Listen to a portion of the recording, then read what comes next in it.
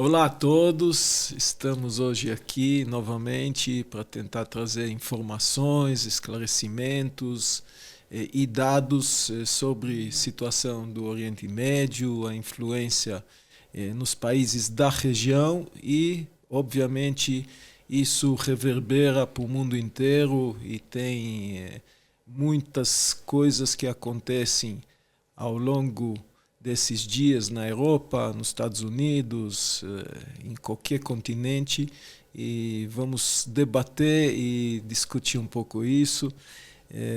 Como sempre, nesses dias eu estou bem acompanhado, começando pelas damas, a Cris Monteiro, vou usar minha cola, vocês sabem disso, a Cris que é vereadora da cidade de São Paulo, reconhecida pela sua defesa de transparência, de um trabalho político correto,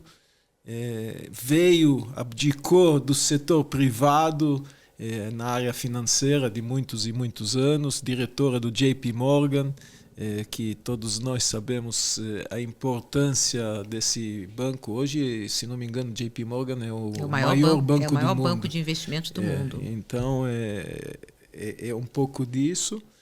E também temos esse trabalho que é para reeleição na próxima gestão dessa prefeitura, né? Nesse ano ainda temos eleições e já antecipo aqui pedindo que tenhamos você de novo conosco para mais 4 anos, para poder defender as causas da cidade.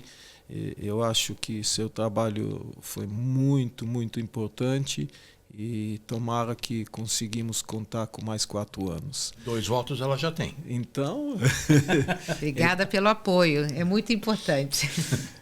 Professor Samuel Felberg, já é conhecido nosso aqui da casa, professor que também faz um trabalho super importante, tanto aqui no Brasil, com as universidades, com professores, educa um pouco os educadores, vamos falar assim, além de ser um conselheiro e responsável por toda a parte de educação no Stand With Us, Brasil, faz um trabalho tanto no Brasil como em Israel, em trazer fatos e mostrar a história, um professor que tem já essa expertise.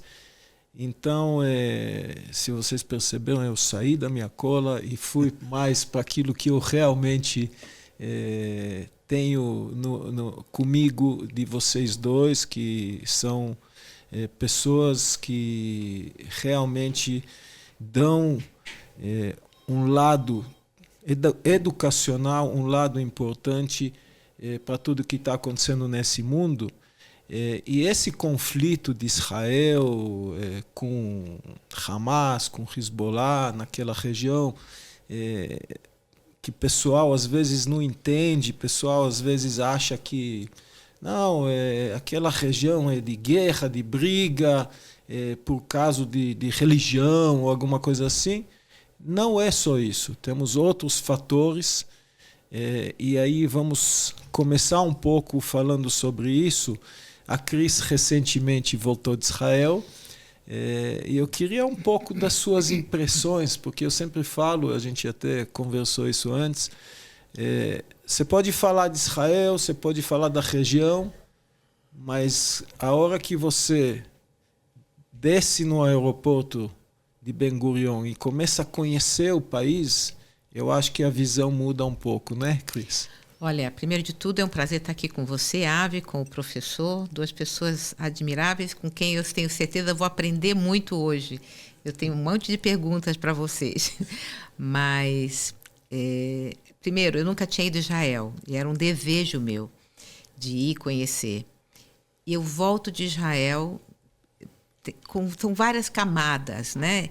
E primeiro um país extraordinário, Tel Aviv, uma cidade espetacular, com aquele mar, com as pessoas todas nas ruas, seguro, um lugar, custa um pouco, passei uns 2, 3 dias escondendo o meu celular, aí até que alguém fala, não, aqui você não precisa, né?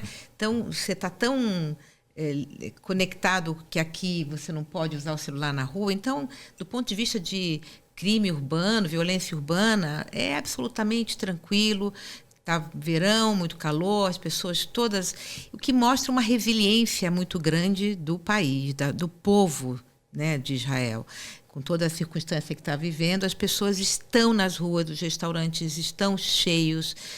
Para você conseguir um táxi, você demora um pouco. Então, é muito importante. E outra coisa, quer dizer, várias coisas me chamaram a atenção, mas tem uma delas que eu acho que vale observar, que é a diversidade. E a diversidade, você falou de religião, principalmente em Haifa, né? Uma das minhas agendas foi ter ido à Universidade de Haifa, que é absolutamente espetacular, uma universidade, um lugar lindo, uma universidade que faz um trabalho incrível. E na universidade ficou ainda mais claro uma coisa que eu via nas ruas, que eram estudantes judeus sentados, você entra, ou na biblioteca, ou nas várias mesas que estão espalhadas, você vê estudantes judeus com o seu kippah, sentados na mesa com estudantes árabes. A reitora da Universidade de Haifa é uma mulher árabe, cristã, maronita. Ou seja, é a minoria da minoria da minoria. E está lá, reitora de uma universidade impressionante, uma coisa incrível que vocês fazem em Israel. Então, essa mistura das culturas, desse convívio apaziguado, não percebi absolutamente nada entre judeus e árabes convivendo no mesmo espaço físico. E a gente pensando que tem uma guerra lá, e eu me perguntei muito, né? Eu não visitei, obviamente, mas se isso aconteceria num dos países, sei lá, no Irã, se você ter um judeu caminhando com seu kippah tranquilamente pelas ruas, eu acho que isso não acontece. Teve outra coisa, quando eu caminhava pelo mercado, eu via, em determinado momento, viam vários homens no caminho contrário com uma coisa assim, como fosse um tapete do lado aqui, do lado do corpo deles. Vários rapazes, garotos e tal. E eu falei, o que é isso? São árabes que... Para rezar. Então, ali no meio de Jerusalém, sem nenhum problema, ele põe o seu tapetinho no chão, se volta a Meca, né? Não contra a Meca, se volta a Meca e reza. Ou seja, aquilo está acontecendo. Então, vou ficar por aqui com essas notas. Como é impressionante ver a paz reinante entre dois povos no território israelense. Isso realmente só vendo, porque as pessoas que você tenta explicar e tenta falar que há uma convivência, que há 2 milhões de árabes vivendo em Israel com todos os direitos iguais,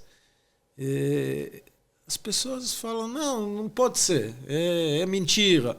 Então, quando você chega lá, você realmente percebe que essa é a solução. Todo mundo fala de soluções, de 2 países, de fazer alguns acordos, mas eu acho que é muito mais profundo. Uhum. Isso começa numa educação, isso começa numa vontade de convivência. Porque muitas vezes, quando você vai nas ruas em Israel e pergunta qual que é o maior desejo que você tem, as pessoas vão te responder imediatamente a paz. E quando, infelizmente, você vai nas ruas de Gaza e pergunta espontaneamente para as pessoas qual que é o seu maior desejo, eles vão falar acabar com Israel. Então, enquanto a gente não achar um caminho que é mais na parte de educação, de querer realmente uma convivência, vamos continuar tendo esses conflitos, porque eles são enraizados. E não é só por religião, não é só por espaço de terra, porque isso a gente sabe, né, professor? Conta para nós um pouco de como essa região já foi distribuída, já foi trabalhada, já foi em convivência de outros povos históricos. Dá para nós um pouco, para o nosso público entender um pouco que aquilo é mais profundo do que uma guerra de religião? Eu primeiro queria fazer uma pequena correção. Se você tivesse ficado com a tua cola, você teria me apresentado só como diretor acadêmico do Stand Universe, porque tem uma equipe enorme que cuida da área de educação. Então, não é minha responsabilidade, eu sou um colaborador nessa área, então todo o nosso respeito e o reconhecimento pelo trabalho que é feito por uma equipe grande e muito diversa. A impressão que você teve em Israel sobre essa convivência, ela talvez seja uma surpresa também pelo fato de que a mídia internacional, especialmente a mídia sensacionalista, não tem interesse nenhum em reconhecer que isso acontece. Quando nós ouvimos falar sobre árabes em Israel, o termo que todo mundo está acostumado a ouvir é apartheid, que é um absurdo total, ignorância completa, para não se dizer má fé, porque apartheid é o termo que vem da África do Sul, onde os negros eram discriminados, não tinham direitos, e como o Avi colocou muito bem, essa população árabe em Israel tem todos os direitos, eles são cidadãos israelenses plenos, votam nas eleições, têm representantes no parlamento, como você colocou muito bem, a reitora da Universidade de Haifa é uma árabe cristã, enquanto que a maioria absoluta dos árabes em Israel são muçulmanos, não só em Israel, no Oriente Médio todo. Então, a ideia de que há uma discriminação desse tipo em Israel é totalmente absurda. Obviamente, uma minoria em Israel tem os seus problemas, e a maioria deles tem a ver com questões orçamentárias, com questões de crime que tem uma incidência maior no setor árabe da população, mas não por qualquer discriminação por parte do governo ou da maioria. E Israel é justamente talvez o país no Oriente Médio que mais reflete uma convivência harmônica. Você me pediu para falar sobre o histórico da região. Nós poderíamos começar 5.000 anos atrás para falar de conflitos, porque o que realmente não falta nessa região são conflitos. Mas no período contemporâneo, no período que vai do final do século XIX para os dias de hoje, a maior parte dos conflitos está ligada à questão da formação dos países no Oriente Médio, da forma como os países foram criados, entre os quais Israel, que é o único país do Oriente Médio que tem uma certa homogeneidade étnica, uma maioria absoluta de um dos grupos da população. Porque se você olhar para o Líbano, no Líbano nós temos uma guerra civil que começa praticamente na década de 1950. Cristãos maronitas lutando contra muçulmanos, sunitas e xiitas. Os sunitas e xiitas sempre tiveram diferenças entre eles. Os drusos uma vez são aliados de um, uma vez são aliados de outro. E, curiosamente, se nós olhamos para origem da fase mais profunda da guerra civil no Líbano, ela acontece na década de 1970, quando os terroristas palestinos que foram expulsos da Jordânia chegam no Líbano e realmente desestabilizam o país. Então, ver um cristão maronita no Líbano apoiando terroristas palestinos na faixa de Gaza, ele tem uma amnésia histórica total, porque foram esses terroristas palestinos sunitas, primos dos terroristas do Hamas, que causaram a tragédia dos cristãos no Líbano. E ninguém reconhece isso. E o rei Hussein, que em setembro em 1970, que chama Setembro Negro, que depois até se criou... Massacrou esses palestinos palestinos que estavam tentando derrubar o governo da Jordânia. Então, com toda a razão, o exército jordaniano defendeu o trono da Jordânia. E não me lembro que a mídia, em 1970, falou alguma coisa sobre relação de palestinos que estão sendo expulsos. Exatamente. Não falou nem sobre isso, nem sobre Israel, que foi quem impediu que os sírios entrassem na Jordânia para apoiar os palestinos e derrubassem a monarquia. Agora, o senhor falou uma coisa que fico muito curiosa sobre a imprensa internacional, né? Eu acabei de falar, eu estive em Israel, ninguém me contou, eu vi com meus próprios olhos a diversidade, né, dos povos juntos e tal. Por que a imprensa internacional, pode ser uma pergunta ingênua da minha parte, não tem interesse de fato mostrar isso para o resto? Porque tem um pedaço da imprensa que chega para mim que é só... banho de sangue. Banho de sangue, né? Coisas horríveis. Isso é o que vem de notícia. Mas os articulistas, a gente tem opinion makers, né? Pessoas que têm opinião. Por que a imprensa não fala sobre isso? Eu acho que é uma questão excelente, Cris, mas na minha visão é uma questão econômica também. Além de vender notícias, banhos de sangue, foi comprada uma boa parte, tanto de mídia, como de imprensa, como de universidades, através do dinheiro do petróleo. Então, se você olhar participações reais em empresas, em grandes empresas, de pessoas do Catar, Irã, toda a parte do petróleo está dominando, entendeu que de uma maneira você não ganha só guerra em campo de batalha, você ganha guerra você trabalhando desde cedo as pessoas e a mídia para você conquistar esse lado, porque se olhar a lógica e você falar que muita gente fala que 7 de outubro, tá ok. Quando você fala de massacre, de estupro, de direitos de mulheres inexistentes, de pegar jovens em festa de rave ou em festas de música e matar eles inocentemente de uma forma assim brutal. Cruel. Você estava lá... E levá-los como reféns para Gaza. E levar reféns em números grandes para outro país. Isso em qualquer país do mundo, em qualquer lugar do mundo, ia ser rechaçado de uma forma veemente, de uma forma... O pessoal ia sair para as ruas. E, de repente, você vê pessoas que...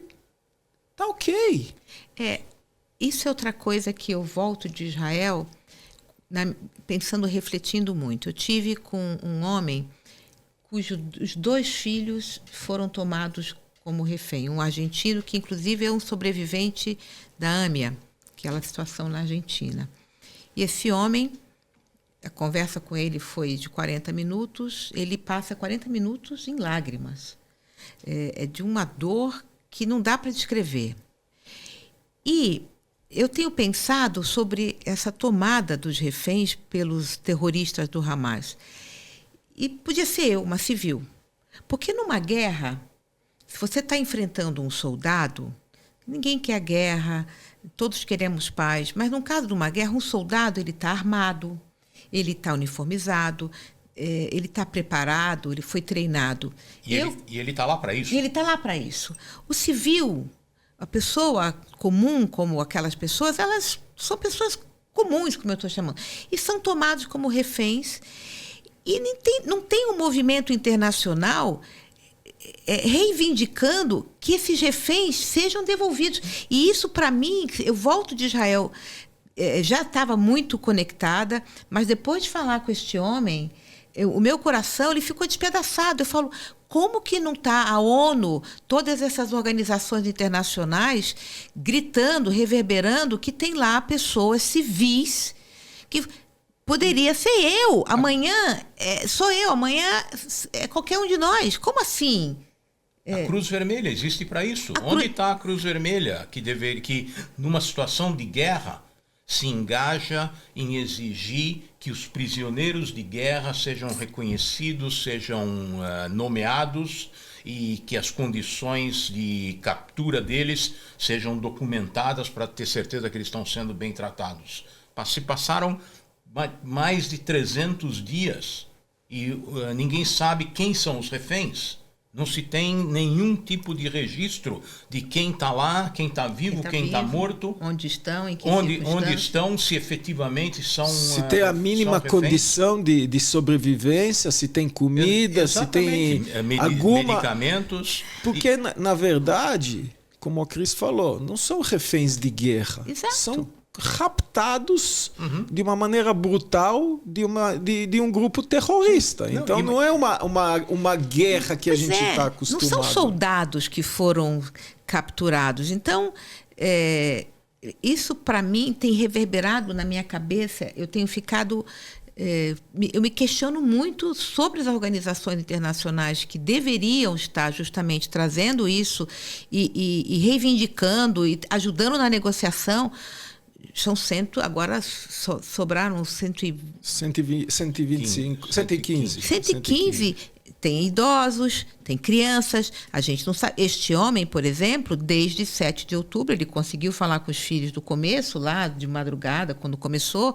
Os filhos responderam, porque estavam ainda num kibutz, onde os terroristas ainda não haviam chegado. E depois a coisa começa a ficar pior. Ele tenta falar com os filhos e nunca mais consegue falar com esses filhos. Não sabe se estão mortos, se estão vivos, se vivos, como são sendo tratados, se comem, se não comem. Não tem a menor ideia. Olha o sofrimento. Quem tem filhos e está escutando a gente... Não, e outra coisa que me deixa indignado é a reação, ou a forma como o mundo está lidando com a reação de Israel. Imagina se um grupo de traficantes mexicanos entrasse nos Estados Unidos e sequestrasse 250 americanos. Se nós usarmos a proporção apropriada, nós estamos falando de quase 10 mil americanos que teriam sido sequestrados por um grupo de traficantes mexicanos. Os Estados Unidos, depois do 11 de setembro, foram a milhares e milhares de quilômetros de distância derrubar o governo do Afeganistão por causa da derrubada das Torres Gêmeas, onde morreram 3.500 americanos. O que eles fariam com o México se um grupo de traficantes mexicanos tivesse sequestrado 10 mil cidadãos americanos? É inimaginável. Não, a hipocrisia mundial... E, de novo, eu acho que tem fatores econômicos, tem fatores educacionais. É uma crise mais profunda que nós estamos vivendo de moralidade. Tem muito antissemitismo. Isso sempre existiu, vai existir. São só épocas que isso está sendo abaixado embaixo de panos quentes. E o pessoal controla meio isso, e qualquer coisa que deixa aflora. Só aflora. Isso existiu o tempo todo. E só questão disso aflorar. E começando pela ONU, se a gente fala das escolas e dos centros da honra, que seria centro de refugiados específico, que também discutível ter um centro de refugiados específico só para a Palestina, uma agência da ONU, enquanto para os outros, todos os outros países tem uma outra agência. Então, reconheceu, depois de 300 dias, que há 9 agentes que participaram do massacre de 7 de outubro. Pela primeira vez, pelo menos, estão admitindo que isso aconteceu mesmo. Então, é um passo. Mas cadê as mulheres? Cadê todos os direitos onde estupram mulheres, aonde estupram homens. Homens também. Estão sendo violados. Mas a gente tem essa discussão tão grande no mundo dos direitos. Não, mas isso é seletivo, né? E tem uma coisa que eu também venho refletindo. O 7 de outubro, ele aconteceu naquele dia, né? Nós ficamos sabendo, houve aquele vídeo que o governo de Israel fez, chamou os jornalistas internacionais, todo mundo passou mal vendo os vídeos e tal. De certa forma, a impressão que eu tenho é que Israel perde na narrativa quando as pessoas já esqueceram o 7 de outubro e Gaza está todos os dias nas redes sociais e nos principais veículos de imprensa do mundo. Todo dia você vê uma família ferida, uma criança morta, como você falou, vende, né? E o 7 de outubro foi um episódio, um dia, aquele massacre, e as pessoas agora só consomem Gaza. Né? Claro, é óbvio que está acontecendo uma guerra e tem pessoas, e eu lamento profundamente, porque todas as vidas deveriam ser preservadas. Eu não estou aqui de forma alguma dizendo que o povo de Gaza tem que acabar, não é isso, mas o que acontece é que o 7 de outubro foi pontual e a guerra então foi uma foto, e o que a gente está vendo é o filme, né, em Gaza. Mas ninguém lembra como esse filme começou. Esse é o problema. Ninguém quer se referir ao fato de que agora está todo mundo clamando por um cessar-fogo, mas havia um cessar-fogo em 6 de outubro, porque essa guerra contra o Hamas é uma guerra que vem de 1987. Ela começa com a chamada Primeira Intifada, com o surgimento do Hamas, que tem como seu objetivo declarado, está na sua carta de fundação, destruir o Estado de Israel. Então essa guerra, ela vai para os seus 40 anos. Então ela não começou no dia 7 de outubro, ela começou em 1987, e no dia 6 de outubro se vivia uma trégua dessa guerra. Uma trégua que foi rompida pelo Hamas, e agora o povo em Gaza, infelizmente, está pagando o preço alto por o Hamas ter rompido essa trégua. Mas isso as pessoas muitas vezes esquecem, até de fato, se eu vou andar 2 passos para trás. Antes da guerra de 1967, se criou, um ou dois anos antes, se criou o OLP, Organização de Libertação da Palestina. Só que naquela época que foi criado isso, Gaza estava na mão do Egito. A Cisjordânia estava na mão da Jordânia. Então, esses espaços, essas terras que hoje estão sendo tão brigados, é a bandeira de libertação da Palestina, estavam com os povos árabes. O Egito dominou e não deu cidadania egípcia para o pessoal de Gaza. A Jordânia dominou a Cisjordânia e não deu cidadania jordaniana. A Jordânia sim deu. E por isso houve muitas alegações ao longo de 20 anos de que já existia um Estado palestino. Porque a Jordânia, a Transjordânia na época, em 1950, conquistou aquele território durante a Guerra de Independência de Israel, anexou o território com toda a sua população, e foi o único país da região que deu cidadania aos palestinos, e por isso a população palestina muitas vezes entendia que deveria controlar aquele país, porque era um país com maioria de população palestina, governada por líderes hashemitas, que são uma tribo beduína que vem de onde hoje é a Arábia Saudita. E essa foi a fórmula que os impérios inglês e francês encontraram depois da Primeira Guerra Mundial para garantir os seus interesses na região. Então nós falávamos antes sobre as origens desses países. Sim. O Líbano e a Síria foram criados pelos franceses. A Transjordânia e o Iraque foram criados pelos ingleses. Eles botaram dentro de cada um desses países populações que não tinham nada a ver uma com as outras, porque eram todos cidadãos e súditos do Império Otomano até a Primeira Guerra Mundial, todos eles eram parte do povo árabe que vivia naquela região, inclusive aqueles que viviam entre o Mediterrâneo e o Rio Jordão, que passaram a ser chamados de palestinos. É um termo que surge a partir da exclusão. Quando todos os estados árabes foram criados, deixaram a população entre o Mediterrâneo e o Rio Jordão fora, sob a administração dos ingleses. Então, judeus que viviam naquele território eram palestinos até a criação do Estado de Israel. Os árabes que viviam naquele território ficaram como apátridas, porque o território que não se transformou no Estado de Israel foi confiscado pela Jordânia e pelo Egito. Os que viviam na Cisjordânia viraram cidadãos jordanianos, não tinham mais direito a nenhuma identidade nacional. Mas ainda parte refugiada?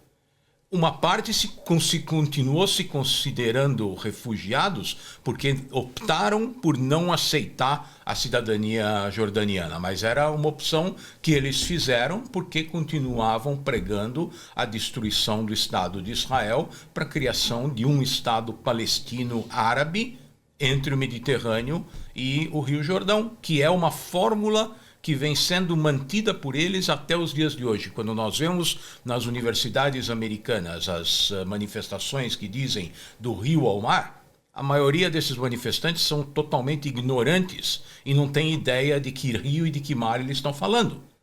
Mas a origem desse termo é da reivindicação dos grupos terroristas palestinos criados nas décadas de 1950 e 1960, que sempre pregaram a destruição do Estado de Israel para a criação de mais um Estado árabe entre o Rio Jordão e o Mar Mediterrâneo. Isso não vai acontecer porque Israel é soberano, membro das Nações Unidas, reconhecido entre as nações, e falta o mundo reconhecer também que esse país tem direito à defesa das suas fronteiras, da mesma forma como todos os outros países. A Ucrânia foi atacada pela Rússia, a Rússia está sendo condenada pelo mundo inteiro, está sofrendo sanções do mundo inteiro, e o Hamas vem sendo apoiado em todas essas organizações, apesar de ser o agressor. Eu vou fazer uma pergunta para vocês, que ela é bem ignorante, mas eu vou arriscar. Que era uma pergunta que eu fazia lá em Israel, que eu ficava muito confusa. Porque a gente usa, quando a gente tem essa conversa, a palavra palestinos, árabes e muçulmanos. O que diferencia esses três grupos islâmicos? O islamismo é a religião. Os palestinos são o quê? Os árabes são o quê? Os muçulmanos são o quê? Eu queria que vocês fizessem um resumo para mim desses três grupos. O que os diferencia? O que é uma coisa e o que é outra? Desculpa a ignorância. Não, é uma ótima pergunta. O professor Samuel com certeza vai colocar, mas sim, se a gente trata de religião que é muçulmana, que dentro dessa religião ela é dividida entre sunitas e xiitas, que são dois grupos dentro da mesma religião. Só para complicar a tua pergunta. Mas eu faço uma pergunta. Árabes são origens daquela região. É um grupo étnico. É como se fossem latinos, brasileiros? Sim, não. Latinos é uma boa comparação. Agora, o começo da resposta para a tua pergunta é que muitas vezes nada diferencia, porque você pode ser um palestino, árabe e muçulmano. A mesma pessoa engloba os três critérios. Aliás, grande parte que vive em Israel, ela é muçulmana, árabe e palestina. Palestina e israelense. Porque israelense define a cidadania. Nascido naquele território israelense. Exato. Então vamos esclarecer com um pouco de didática para quem está nos escutando. Nós temos uma região que é habitada por uma série de grupos. Okay? Então lá nós temos uma divisão dessa população baseada no critério étnico. Então, se nós olhamos para um mapa que tem lá tudo que é considerado Oriente Médio, nós temos turcos na Turquia, que não são árabes. Nós temos persas no Irã, que não são árabes. Nós temos judeus em Israel, que não são árabes. E no meio de todos eles, nós temos a área que é chamada de Levante e Península Arábica, onde a maior parte da população que vive lá é de árabes, que é um grupo étnico. Então, os árabes são os latinos? Os árabes seriam, como dizer, os latinos na América Latina. Então, peruanos, bolivianos, brasileiros, mexicanos, nós somos todos latinos. Tá. Ok? Um outro critério que classifica essas populações é o religioso. Então, você pode ser turco ou persa, que não são árabes, mas ser muçulmano, como os árabes. Ok. Ok? Então, você tem lá um universo definido pelo credo religioso. Dentro dessa religião, você vai ter divisões, como o Avi colocou. As duas maiores divisões seria como dividir o catolicismo o cristianismo entre católicos e protestantes. A maioria dos muçulmanos se dividem entre xiitas e sunitas, tem várias outras denominações menores. Assim como nos grupos étnicos, você também tem curdos, você tem drusos, existem outras minorias. Então, nós temos uma divisão que é étnica, uma outra divisão que é religiosa, onde pode haver uma convergência dos dois. Ok? Claro. Turcos, persas e árabes, todos eles podem ser muçulmanos ou de qualquer outra religião.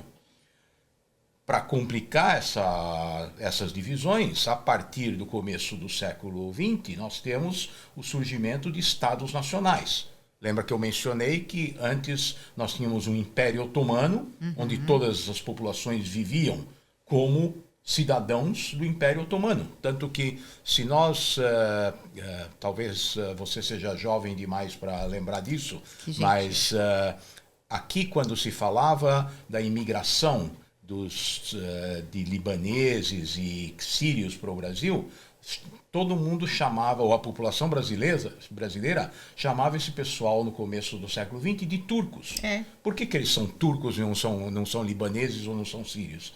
Porque quando eles vieram para o Brasil, não existia nem Líbano nem Síria.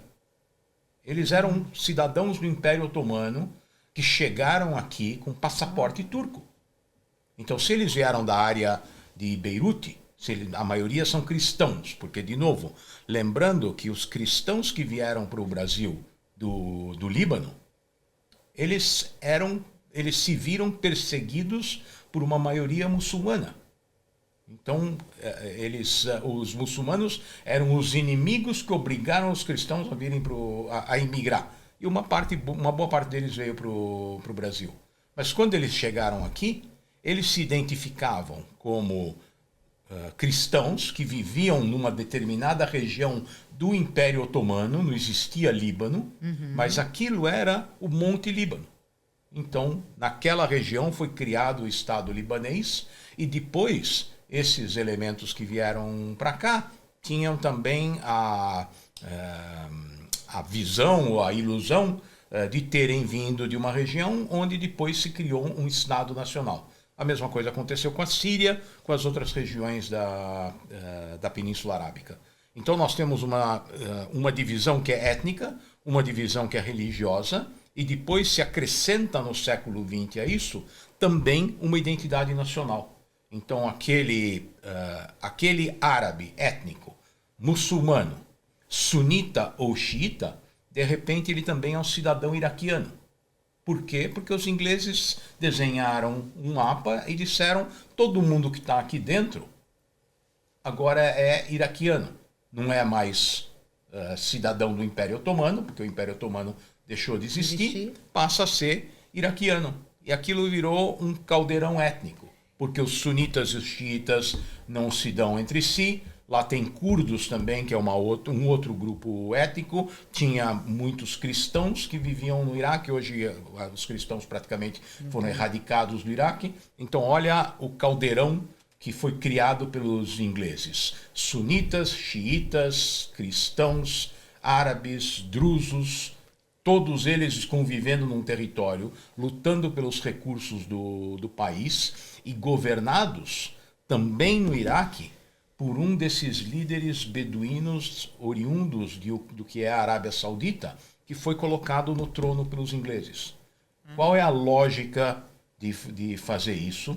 Se eu tenho um líder minoritário que governa o país, ele depende fundamentalmente da potência imperial para se manter no poder, porque ele não representa nenhum dos outros grupos que são,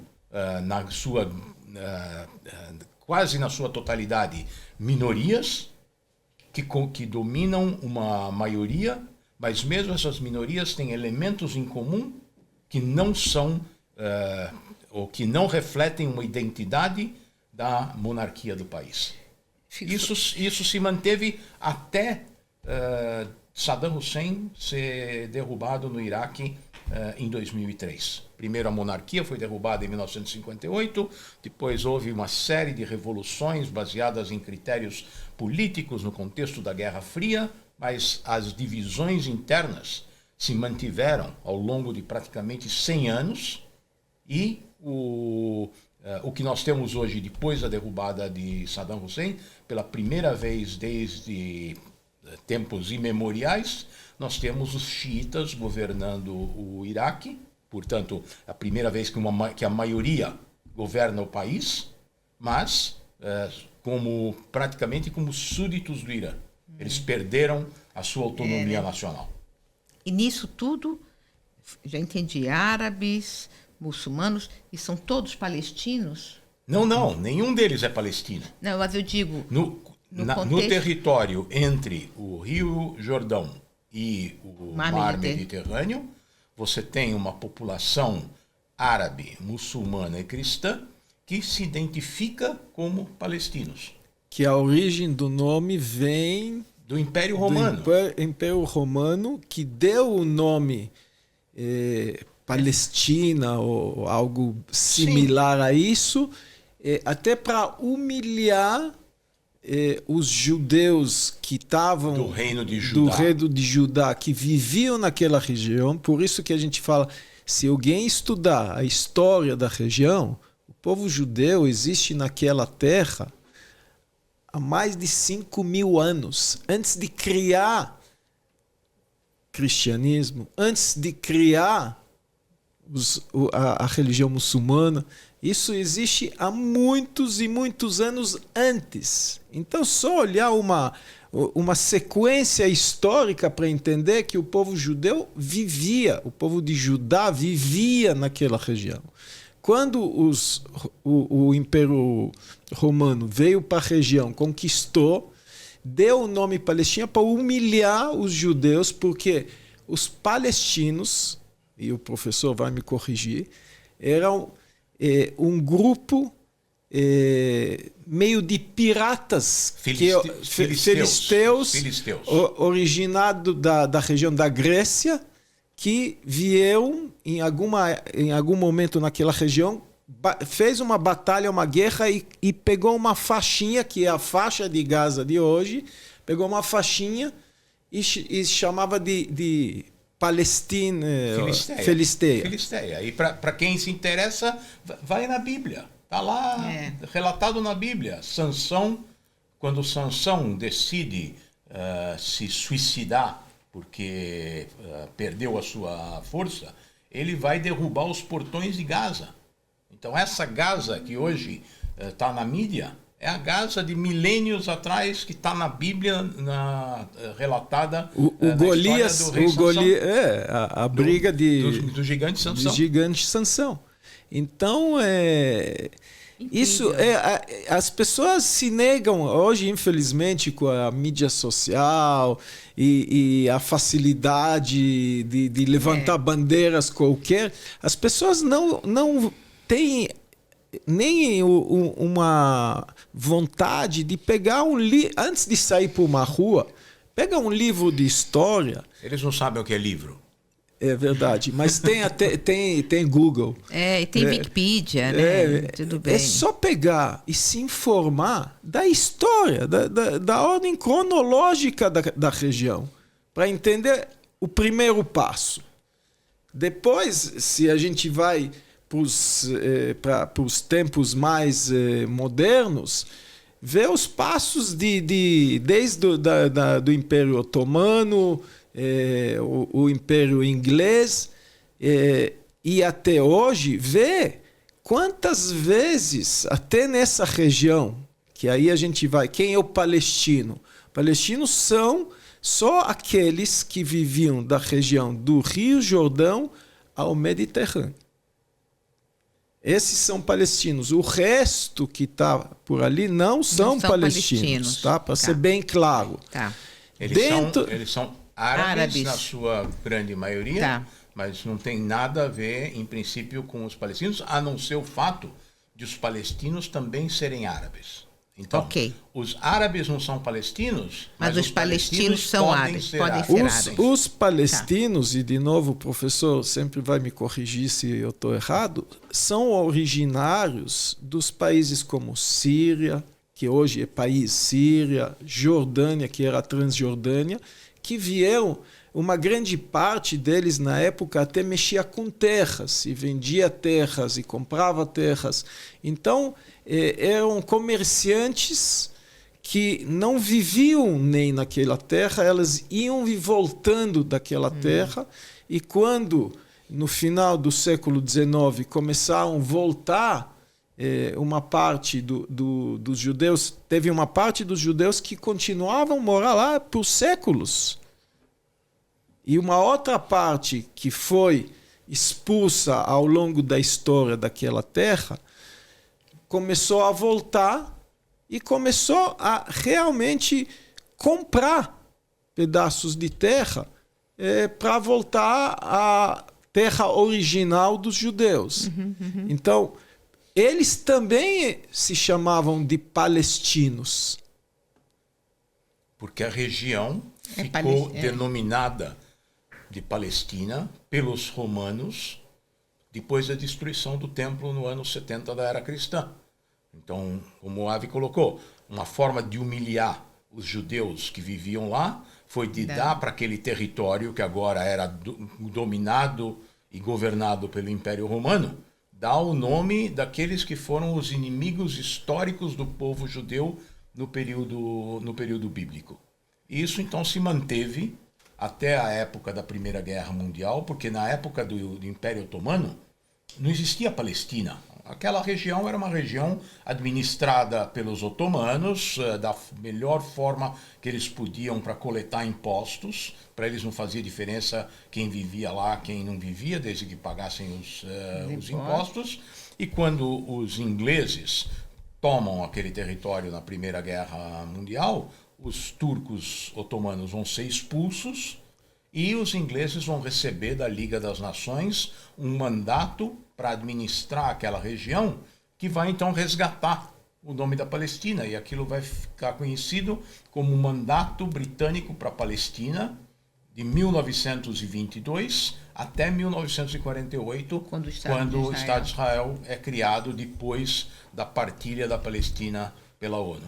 Se nós falamos aqui de organizações internacionais ineficientes, a ONU está no topo da lista, porque quando a Assembleia Geral das Nações Unidas decide criar 2 estados na região, através da partilha, e os países árabes e os árabes que vivem na Palestina recusam a decisão das Nações Unidas, a ONU em nenhum momento decidiu intervir para impor a sua decisão.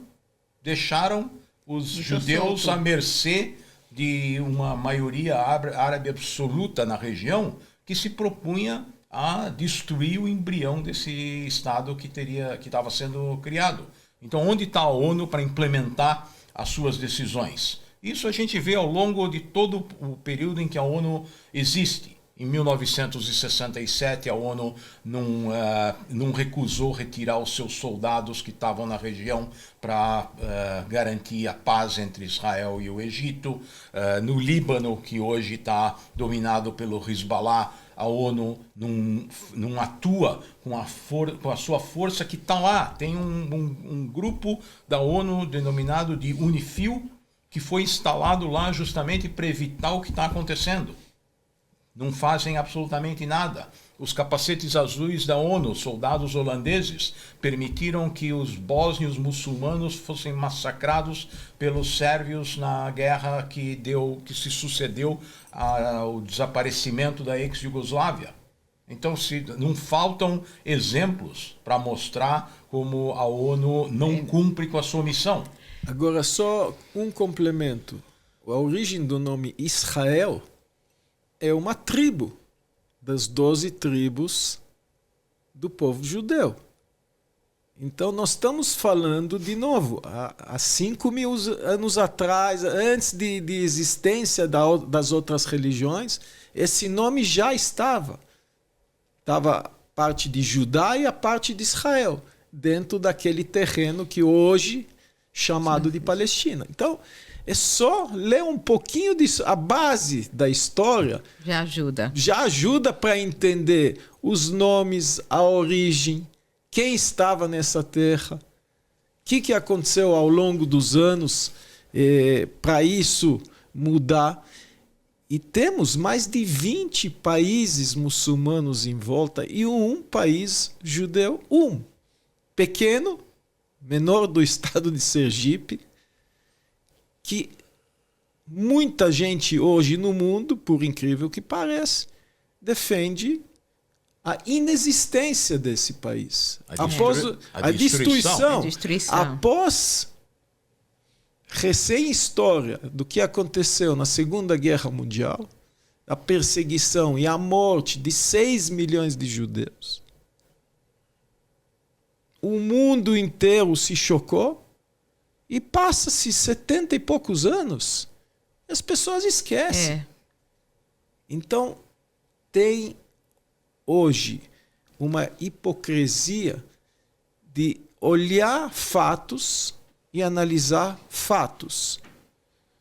E se pegar esse período do Estado de Israel, de 48 para cá, vamos ver a contribuição desse pequeno Estado para o mundo. Enquanto nós temos 20 e poucos países, e comparar talvez a contribuição desses dois, que é uma maioria com terras e com petróleo e com muita gente, e um pequenininho Estado. Quantos prêmios Nobel? Quanta evolução tecnológica? E eu acho que isso um pouquinho é aquilo que você viu em Israel. Eu vi muito, a gente teve... Bom, primeiro de tudo, dá para ver o país, é um país moderno, dá para ver a democracia nas ruas, com a liberdade de expressão das pessoas. Eu estive, inclusive, tive com um grupo, eu esqueci o nome, agora vou ter que pegar a minha colinha, mas cadê aqui, ó. No escritório, eu conheci 2 jovens com startups, fazendo startups, e tive também onde foi? Peraí. Onde foi que eu fui que tinha aqueles ali embaixo? Foi um museu? Foi na Fundação Pérez. Shimon Peres. Fundação Pérez. E eles também têm assim, do lado de baixo, toda uma área de startups. Uma área de startup impressionante. Ou seja, tem muito disso em Israel, mas muito. Dá para ver a olhos vistos o que está se produzindo de novidade no país.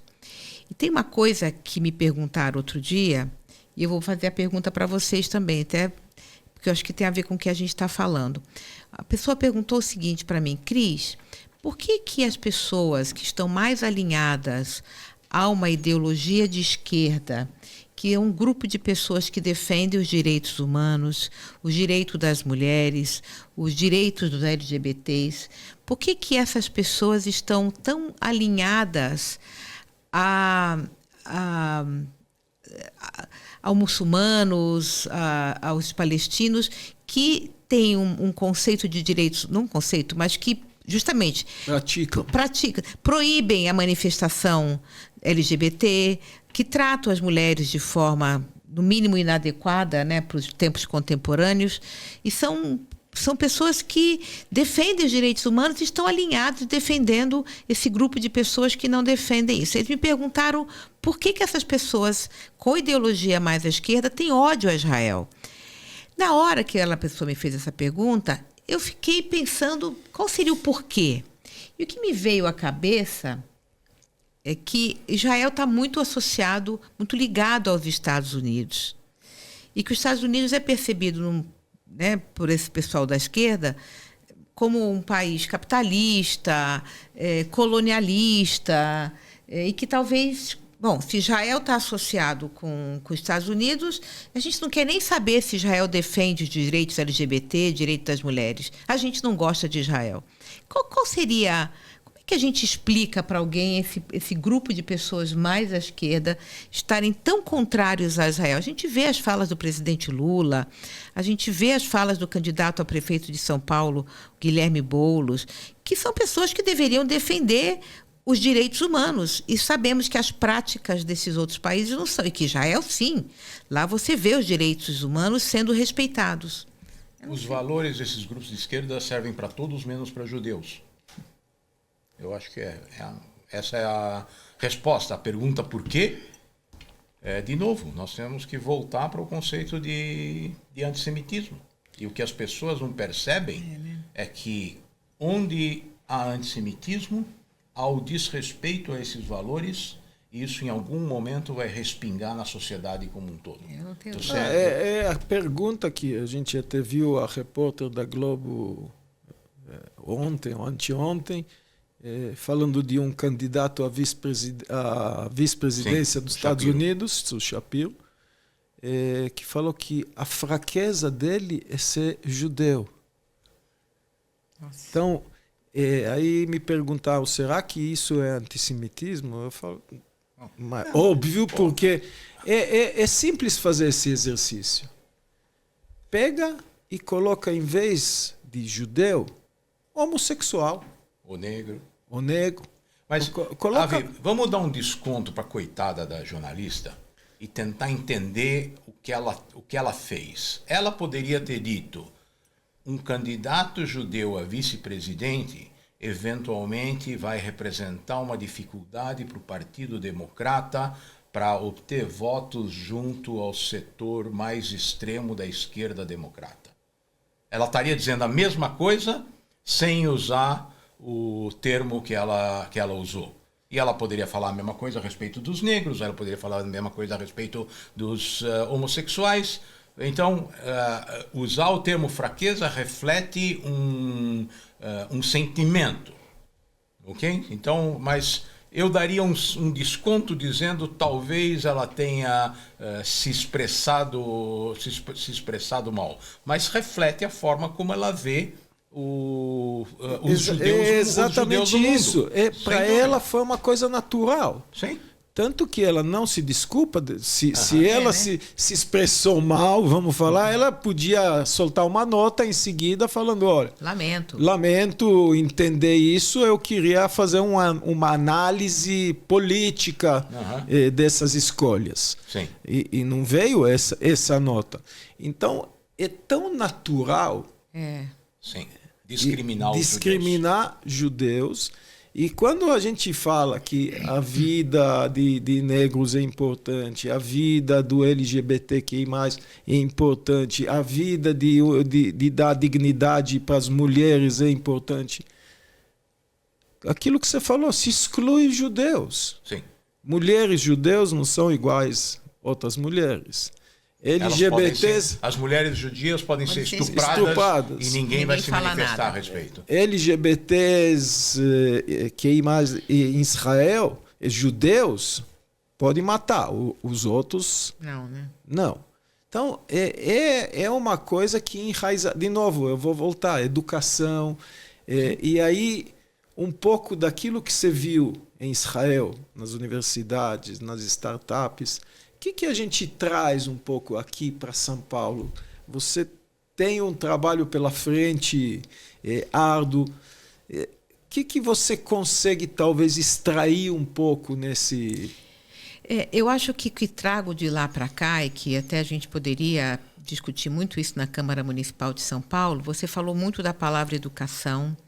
Então, educação de uma forma geral, contando a história, e educação de base. O povo de Israel é muito educado, né? E essa educação permite que eles possam ter essa vida com essa diversidade que está a olhos vistos nas ruas e que permite, inclusive, bem antes de 7 de outubro, eu estive com uma mulher de Israel aqui que escreveu um livro e ela falando sobre a quantidade de startups em Israel. O nome do livro tem uma palavra hebraica que eu não vou lembrar, a Imbal, o nome dela.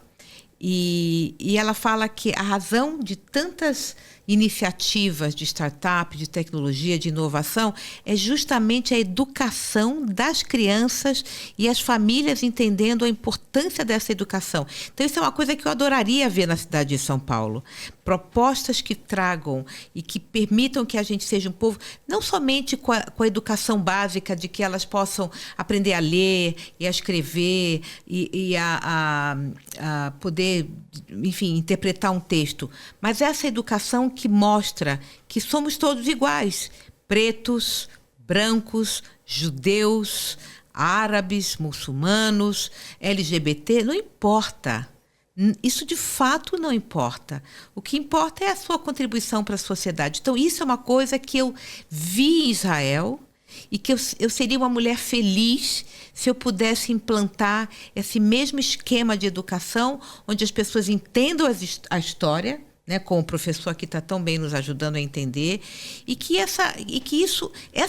a história, eu insisto, você usou muito a palavra educação, que a gente possa ter isso plenamente, para que a gente possa ter uma sociedade aqui, tal qual a sociedade que eu vi em Israel. E ainda mais, falamos de esquerda, de socialismo, todo mundo esquece que Israel é um país essencialmente socialista. Os kibbutz já não é mais. Ele foi fundado nessa base ao longo das últimas décadas. Ele caminhou para uma economia livre, digamos. Mas as primeiras décadas da existência do Estado de Israel foram baseadas numa economia muito socialista. Contributiva. Mas a essência ficou essa. Isso que eu ia falar. Até hoje a essência é isso. Até hoje a essência de você não ter alguém morrendo de fome ou alguém morrendo na rua. Sim. Então é o socialismo verdadeiro que nos anos anteriores era muito mais latente. O salário mínimo em Israel é considerado está em torno de 10 mil reais. Salário mínimo. E pouca gente recebe salário mínimo em Israel. E uma coisa que vocês estão me fazendo lembrar, quando eu estive visitando o Sul, onde o 7 de outubro aconteceu, me foi explicado como que funcionam os kibbutzins, né, que vocês chamam, né? A coisa participativa, o plantar, todo mundo está ali, um troca com a coisa do outro, tem refeitórios comunitários, as escolas para as crianças e uma cultura de paz. Uma cultura de paz, porque aquelas pessoas que viviam nesses kibbutzes próximos à fronteira de Gaza estavam muito próximos do conflito. Exato. E eles insistiam em morar ali justamente para provar que é possível ter paz. E foram justamente os que foram mortos pelos terroristas. Muitos deles eram pacifistas que lutavam e trabalhavam e ajudavam, não só em Israel, como dentro da faixa de Gaza, com educação, com saúde, com saneamento básico. Tanto que a gente não precisa ir... De novo, eu vou insistir, porque a educação E os fatos históricos é uma bandeira que a gente sempre levanta aqui, de olhar que quando Israel, após 1967 e até a saída 2006 da faixa de Gaza, se você pega a faixa de Gaza em 2005, em 2004, você vê uma região muito evoluída, você vê uma região que tem turismo, que tem escolas, que tem hospitais. É uma região que tem mais hospitais de qualquer país árabe per capita da região. E quem ajudou a implantar isso? Israel. Você vê projetos de dessalinização da água do mar, que Israel pegou as tecnologias que ela desenvolveu, implantou em Gaza. Você vê cidadão de Gaza vive feliz. E após o que aconteceu? Hamas toma o poder, vira uma guerra sangrenta no primeiro momento para eles tirarem todos os oponentes que são palestinos. Uma guerra sangrenta entre os próprios palestinos. Sim. Os israelenses já não estavam lá. Já não estavam lá. Hamas matou todo mundo que se opunha a eles. Todo mundo que eram palestinos. E aonde estava o mundo em falar? Param aquilo. A gente quer uma vida, a gente quer evolução. Aquilo podia ser uma parte Singapura de Oriente Médio, pode ser um centro econômico, turístico. Você tem banha um mar lindo ali. Poderiam construir um oleoduto que vem do porto de Eilat para o Mediterrâneo, como uma alternativa para o canal de Suez, para levar petróleo para a Europa. Não faltam opções para melhorar a condição de vida da população. Mas se a proposta de quem governa aquele território é destruir o Estado de Israel mais do que melhorar a vida da população, o resultado é uma destruição como a que nós estamos vendo. E os interesses de alguns que lá vivem na região, como um Catar, que é um país de 800 mil habitantes, e o resto das pessoas que lá vivem como escravos, trabalhando para essas pessoas, para essa riqueza. Essa casta, né? Essa casta.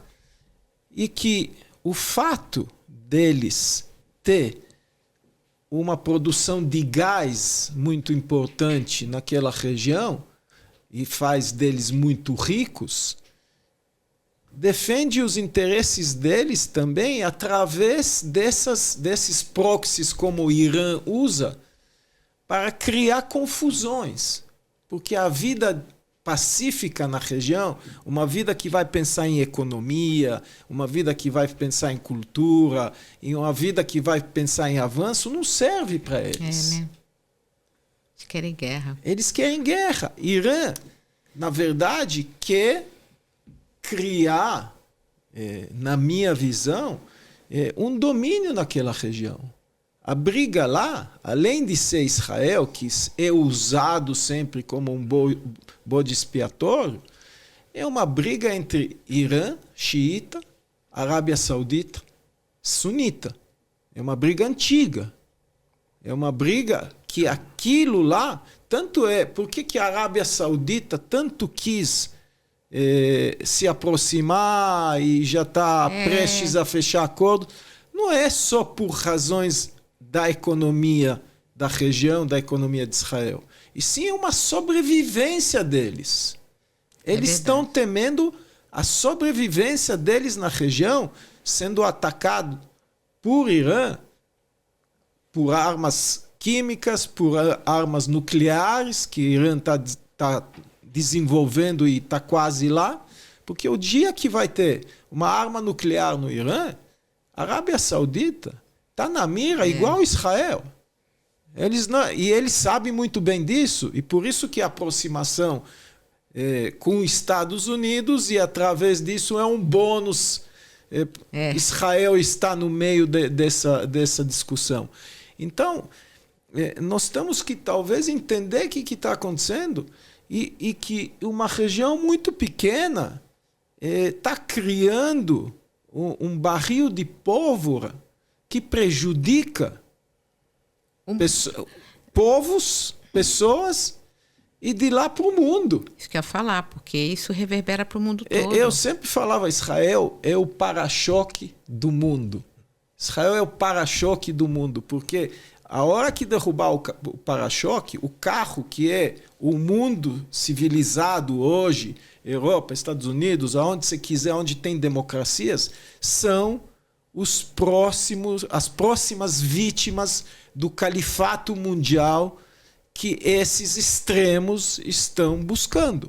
Sim, foi o que o Estado Islâmico conseguiu fazer durante um período nas áreas que eles dominaram. Então, a população mundial são os passageiros desse carro e eles estão sem cinto de segurança. Nossa, que metáfora. Sim. Muito boa. Tem uma outra metáfora para você. Tem um conceito muito interessante na ciência política que é chamado de o canário na mina. Quando Para de cantar? Não. Quando se explorava manualmente carvão nas minas, na Europa principalmente, os mineiros entravam para escavar a mina e muitas vezes o gás escapava entre as camadas de carvão, um gás inodoro e incolor, que matava os mineiros lá dentro. Às vezes havia grandes explosões, mas muitas vezes os mineiros morriam simplesmente porque se asfixiavam com esse gás. Alguém descobriu que os canários são muito mais sensíveis do que os seres humanos a esse gás. Então eles começavam a levar um canário, coitado do canário, numa gaiola. Quando eles entravam na mina, se esse gás escapava enquanto eles estavam lá, o canário morria.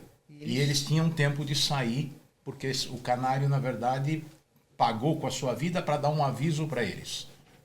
O antissemitismo e o que acontece contra Israel é o canário da mina das democracias ocidentais. Nossa, o que está acontecendo como consequência da ação do fundamentalismo islâmico, isso pode ser a Al-Qaeda, pode ser o Hezbollah, pode ser o Hamas ou a Jihad Islâmica na faixa de Gaza, é um ataque contra os valores das democracias ocidentais. Foram eles que derrubaram as Torres Gêmeas nos Estados Unidos. Por quê?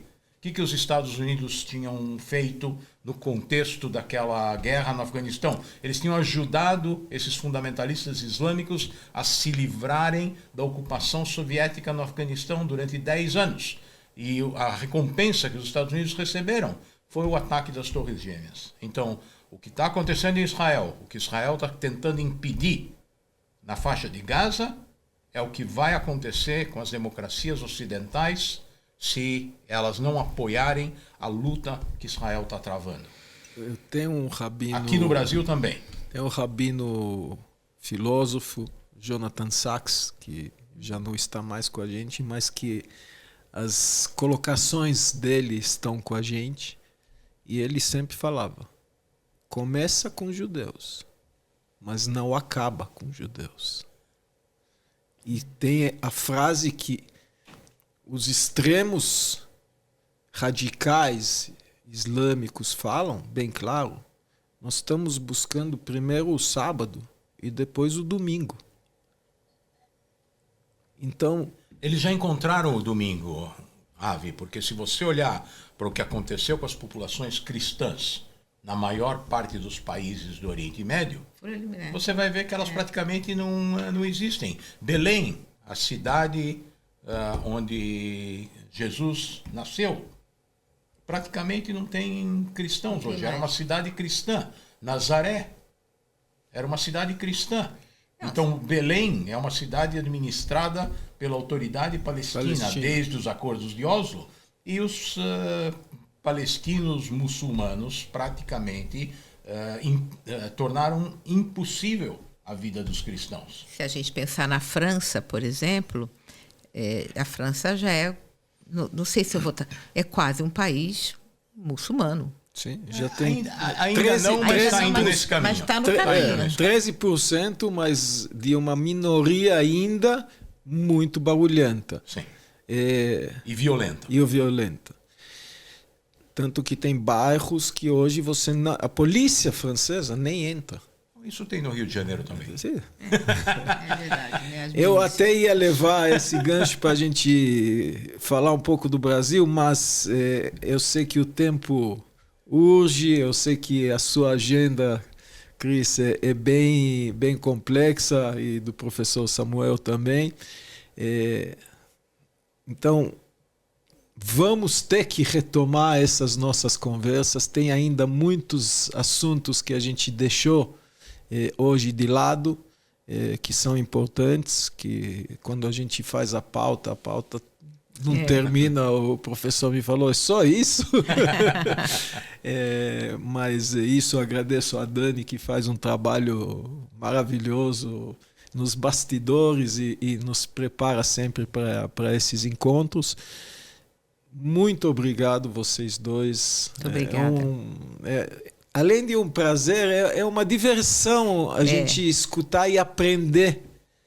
Espero que a bandeira da educação, Cris, é uma bandeira que a gente está precisando não só no Oriente Médio, a gente está precisando aqui.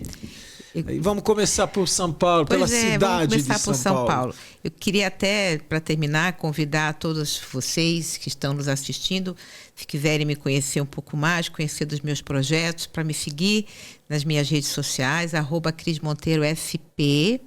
E lá a gente está falando dos projetos que eu tenho para educação, escola charter, prevenção de evasão e abandono escolar, naming rights, que é uma forma do município arrecadar recursos sem aumentar impostos, projeto que já virou lei Não Se Cale, que protege as mulheres de abuso sexual, violência nos bares, restaurantes, enfim. Está lá o meu trabalho. Eu gostaria de convidar toda a sua audiência para me conhecer, @CrisMonteiroSP, estou à disposição. E estou feliz demais de ter aprendido. Eu vim com mais perguntas do que respostas. E fiquei com algumas perguntas novas. Isso. Muitas vezes nós saímos com mais perguntas do que respostas. Perguntas novas. Mas isso é muito instigante. Mas meu pai sempre fala, deixa alguma coisa para a próxima para ter uma próxima. Então prometemos ao nosso público que retomamos outros assuntos em breve, relevantes ao nosso dia a dia, relevantes à cidade de São Paulo, relevantes ao Brasil e relevantes ao mundo. Sim. Muito obrigado. E aqueles que se interessam pelo tema, acessem também o material que a Stand With Us Brasil coloca em praticamente todas as mídias para ajudar a educar sobre Israel, sobre o Oriente Médio e principalmente uma educação para a paz. Até a próxima. Amém. Até a próxima. Leiam, se informam, tenham fatos para tomar as decisões.